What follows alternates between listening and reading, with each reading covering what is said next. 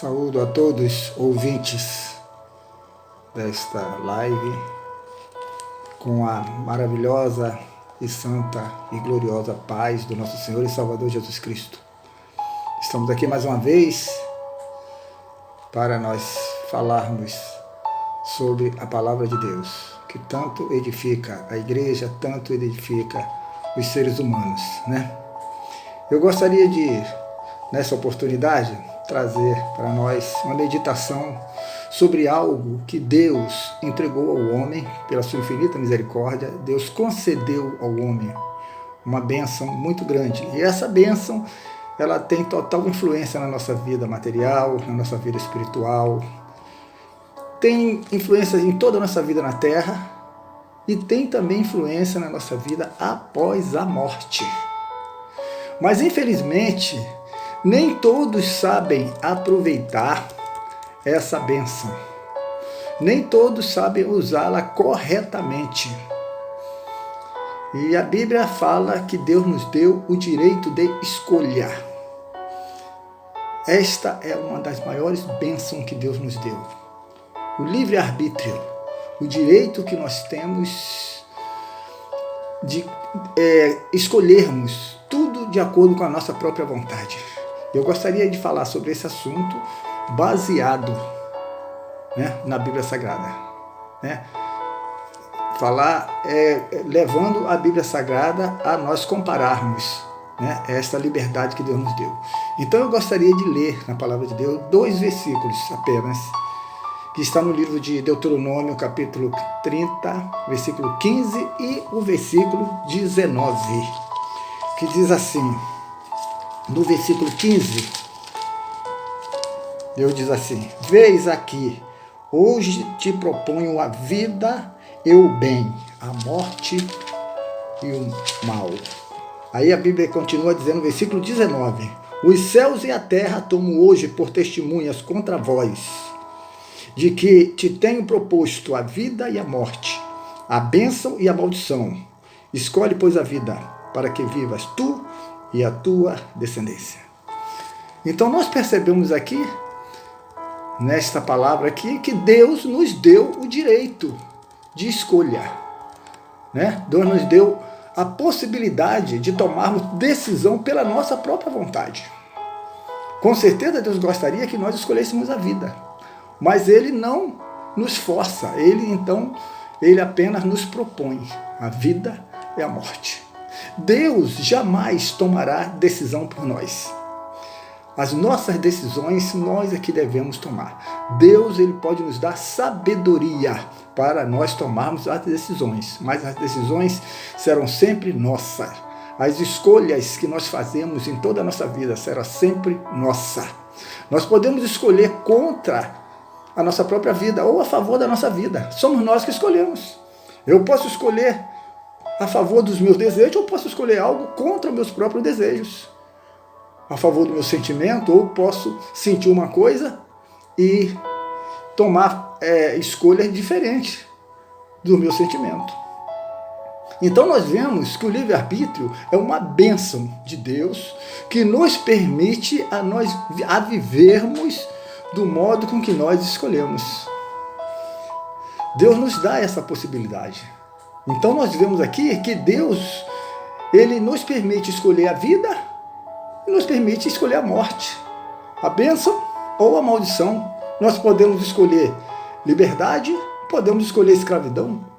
O homem pode escolher na sua vida espiritual após a morte a salvação, ou nós pode escolher também a perdição.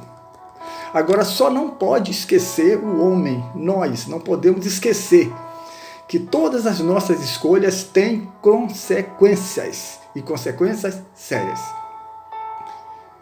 No livro, na carta de Paulo aos Gálatas, capítulo 6, versículo 7, na parte B do versículo, diz assim: Porque tudo que o homem semear, quer dizer, tudo que ele decidir fazer, isto também se fará. Então nós vamos ceifar, nós vamos colher, né? Nós vamos ter as consequências daquilo que nós fizemos. Então nós vemos, a partir dessa premissa, nós vemos então que nós não podemos fugir da responsabilidade das nossas decisões, das nossas escolhas. Nós não podemos fugir das consequências de nossas escolhas. Nós não podemos acusar outras pessoas pelas consequências das nossas escolhas erradas. Mas, infelizmente, o que nós vemos são pessoas fazerem escolhas erradas e depois começam a acusar, às vezes, outras pessoas. Quantos casamentos infelizes? Porque o casal, eles não conseguem, né, se responsabilizar pelos seus próprios erros. E vivem, então, o esposo acusando a esposa acusando o esposo, né? E vivem, então, uma vida infeliz. E não só no casamento, e muitas outras coisas. E assim por diante. E as pessoas vão, então, não se responsabilizando pelas escolhas que eles fazem, por essas bênçãos que Deus nos dá de escolher, porém as pessoas não sabem usar essa bênção. A Bíblia, ela já nos dá exemplos. Nós vimos, por exemplo, Adão. Quando Deus colocou Adão no jardim, Deus disse para Adão, olha, desta fruta, desta árvore, você não pode comer esta fruta. Mas o que aconteceu? Adão, por sua vez, decidiu comer a fruta. Ele escolheu comer, escolheu a pecar. E depois, quando Deus lhe pergunta, ele diz que foi a mulher, ele colocou a culpa na mulher. Você veja que em Gênesis capítulo 3, versículo 12, diz assim, é o que respondeu Adão. A mulher que tu me deste por companheira me deu da árvore e eu comi. Então vejamos que Adão, ele decidiu comer.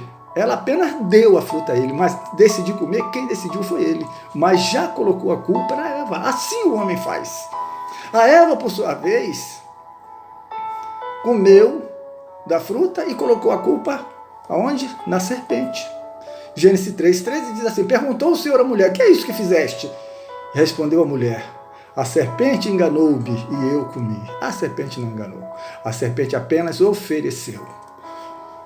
Então, irmãos, nós vemos aqui que a culpa do pecado da Eva não foi a serpente. A culpa do pecado de Adão não foi a Eva. A culpa foi exatamente das suas escolhas.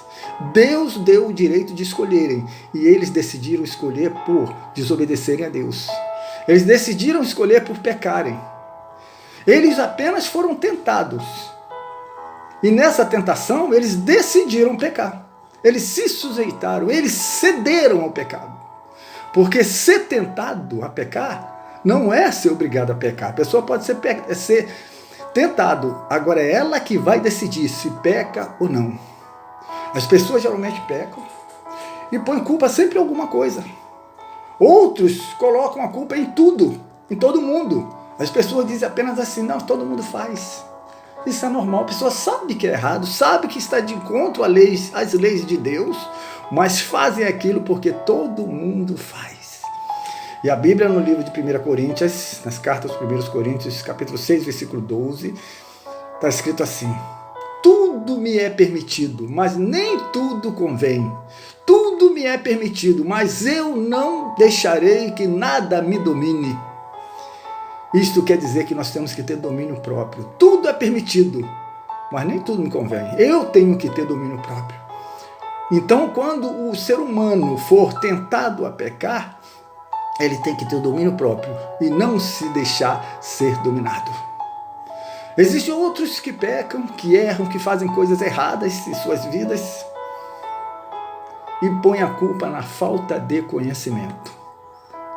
Com certeza, a falta de conhecimento, ela faz com que o homem erre. O próprio Jesus falou, errais não conhecendo as Escrituras, nem o poder de Deus. O próprio Jesus disse isso. Mas quando o homem erra por falta de conhecimento, de quem é a culpa?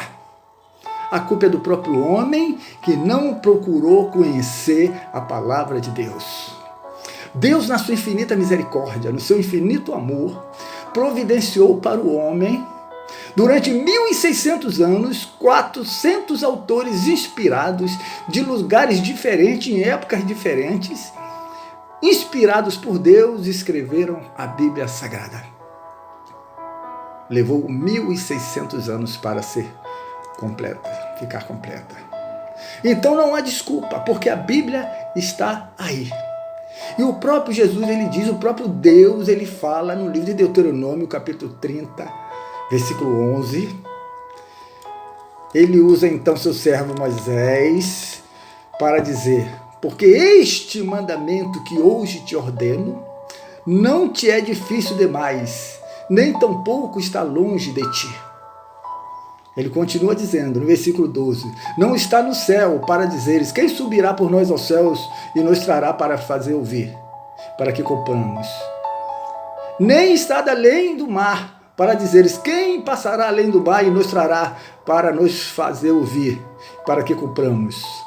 Aí ele continua no versículo 14, ele diz assim, mas a palavra está muito perto de ti, na tua boca, no teu coração, para cumprires. O homem não pode dizer que pecou por falta de conhecimento. A todo lugar, toda loja, nós encontramos Bíblias. É fácil encontrar uma Bíblia para comprar.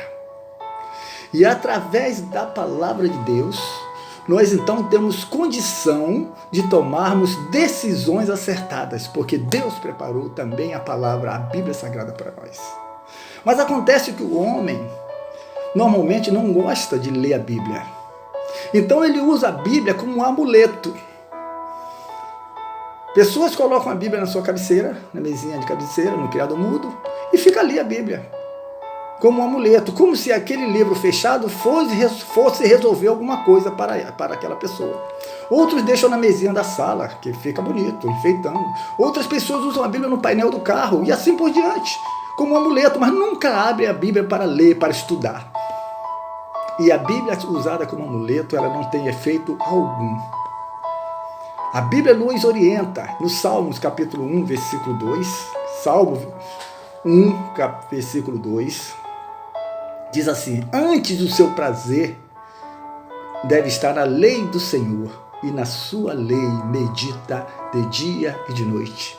Então Jesus está dizendo aqui, Deus está nos dizendo, que o nosso prazer deve estar na lei do Senhor e meditá-la, isso quer dizer estudá-la, dia e noite. E depois ele faz uma comparação de quem medita na Bíblia. Ele diz assim, pois será como uma árvore plantada junto às correntes de águas, que dá seu fruto na estação própria, cujas folhas não caem, e tudo o que fizer prosperará. O que ele está dizendo nesse versículo, no terceiro versículo?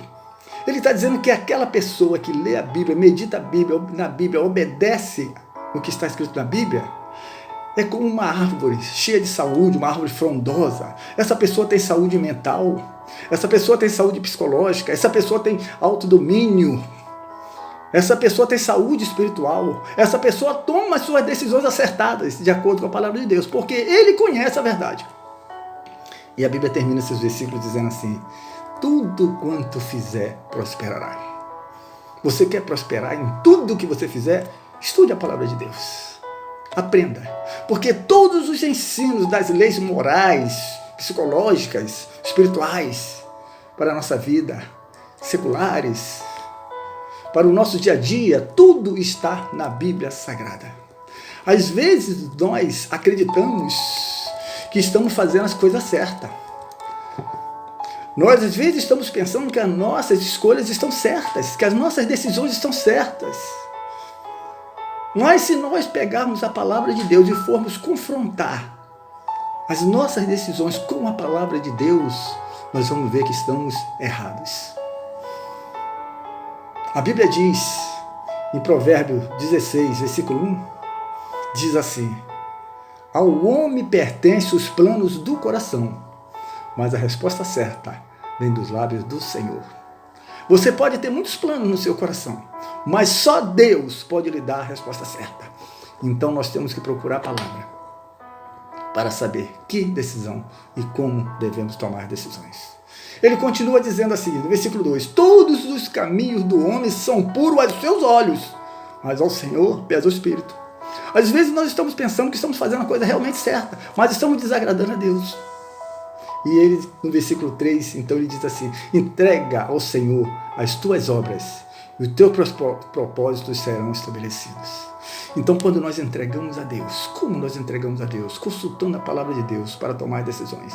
Os nossos propósitos são estabelecidos por Deus. Por quê? Porque a Bíblia é o manual das nossas escolhas certas. Só existe um manual de escolha certa, é a Bíblia Sagrada. Mas sabe o que acontece com as pessoas? As pessoas acreditam na sorte. Outros acreditam num destino já pré-estabelecido.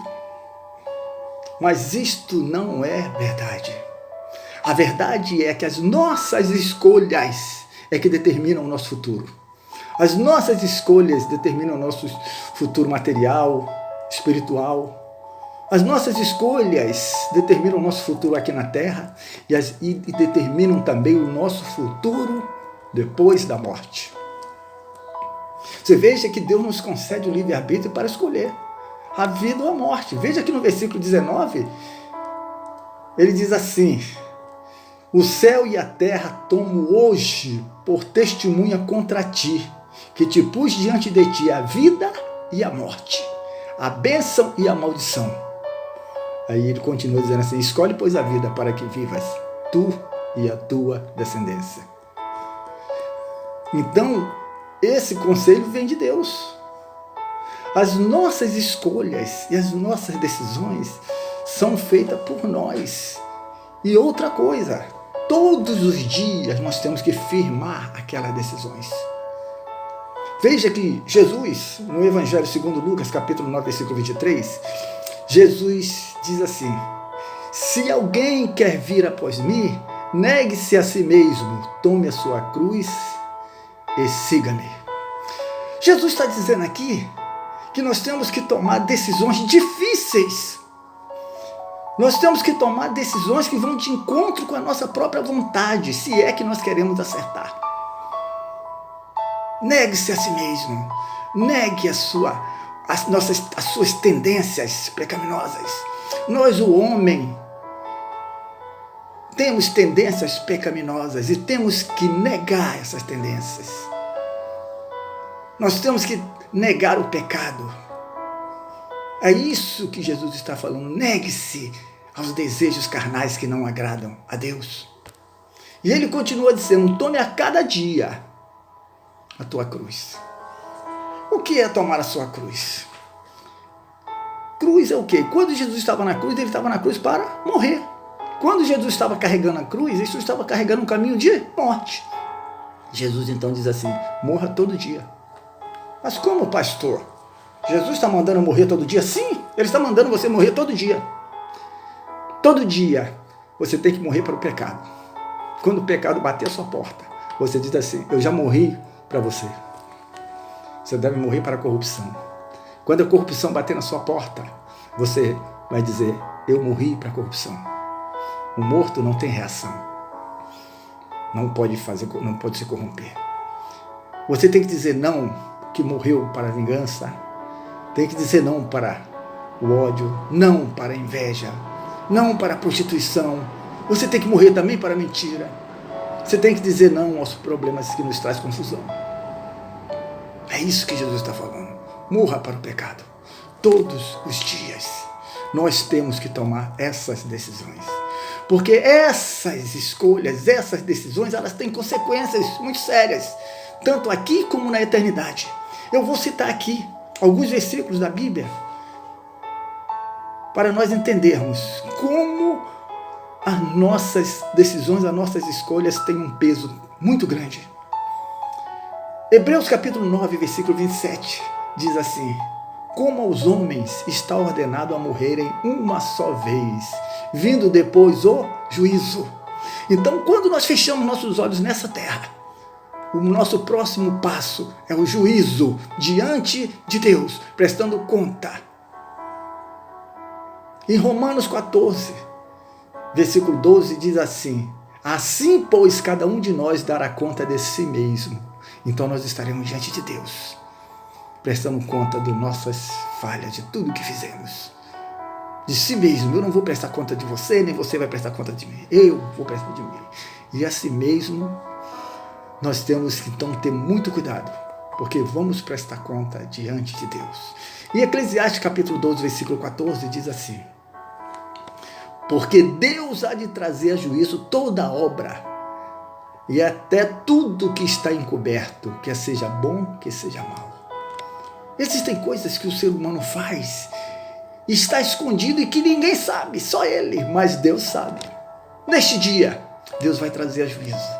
Se aquilo que você tem escondido for bom ou ruim, Deus vai trazer a juízo. Tudo. E nós também vamos prestar conta diante de Deus de todas as nossas palavras. Nós temos que ter cuidado com nossas palavras. Temos que escolher palavras boas, porque Deus vai cobrar. Veja que em Mateus 12,36, Jesus diz assim: digo-vos, pois, que toda palavra fútil que os homens disserem, hão de dar conta no dia de juízo. Porque pelas tuas palavras serás justificado e pelas tuas palavras serás condenado. Nós temos que ter cuidado, palavras fúteis, palavras sem valor. Nós temos que ter cuidado com palavras ofensivas, com palavras que matam as pessoas de tristeza, que ofendem as pessoas. Nós temos que ter cuidado com certas piadas, pessoas que fazem piadas com o nome de Deus, usando o nome de Deus em vão. A Bíblia diz: toda palavra fútil diante de Deus nós teremos que prestar conta. Deus não interfere nas nossas escolhas. Nós somos livres, mas nós seremos julgados pelas nossas escolhas. Nós seremos julgados pelas nossas escolhas. Veja que Deuteronômio 30:19, a parte B, diz assim: escolhe, pois, a vida para que vivas tu e a tua descendência. Deus então te aconselha. Que conselho maravilhoso. Deus dizendo: escolhe, pois, a vida para que vivas tu e a tua descendência. Ele continua: amando o Senhor teu Deus, obedecendo sua voz, te apegando a Ele, pois Ele é a tua vida e o prolongamento dos seus dias. Esse conselho de Deus é muito maravilhoso. E eu agora te faço uma pergunta. O que você tem escolhido? Você tem escolhido a vida ou a morte? No livro de Romanos, capítulo 6, versículos 23, diz assim: porque o salário do pecado é a morte, mas o dom gratuito de Deus é a vida eterna em Cristo Jesus, nosso Senhor. Se você escolher o pecado, se você escolher viver uma vida de pecado, você estará escolhendo a morte eterna. Isso quer dizer separação eterna de Deus na eternidade. Se você escolher Jesus, você estará escolhendo a vida eterna. Jesus é a única escolha acertada. Em Atos, capítulo 4, versículo 12, diz assim: em nenhum outro há salvação, porque debaixo do céu nenhum outro nome há dado entre os homens em que devamos ser salvos. O único nome que nos salva é Jesus. Jesus é o caminho, Jesus é a verdade, Jesus é a vida, Jesus é bênção, Jesus é salvação, Jesus é paz, Jesus é alegria, Jesus é vida eterna com Deus. O próprio Jesus disse, João 14,6, ele diz assim: eu sou o caminho e a verdade e a vida, ninguém vem ao Pai senão por mim. Vejamos que Jesus não disse eu sou um caminho, Jesus disse o caminho, artigo definido, não existe outro, só Ele. Jesus não disse eu sou uma verdade, Ele falou eu sou a verdade, a única verdade. Jesus não disse eu sou uma vida, Jesus disse eu sou a vida. E Ele termina dizendo assim: ninguém vem ao Pai. Jesus falou, não disse ninguém vai ao Pai, Ele disse ninguém vem, porque Ele é o próprio Pai. Ninguém vem ao Pai senão por mim. Jesus é a escolha certa. Jesus é o único Senhor Salvador. Eu agora dou-lhe um conselho, se é que você precisa e aceita. Se você ainda não tomou a decisão, não escolheu Jesus, a partir de hoje, escolha Jesus. É muito simples. Você pode falar com Jesus aí onde você está e dizer assim: Jesus, eu estou te escolhendo. procura comprar uma Bíblia, começa a ler a Bíblia, começa a procurar ver o que é que a Bíblia diz, o que a Bíblia quer de você, o que a Bíblia exige de nós, porque a Bíblia é a palavra de Deus. Quando você está lendo a Bíblia, Deus está falando contigo. Que Deus possa nos abençoar, que você possa colocar essa mensagem no seu coração, que Jesus é o único caminho, a verdade e a vida. Jesus é o único que pode nos salvar e nos levar para o céu. Que Deus possa nos abençoar, em nome de Jesus. Amém.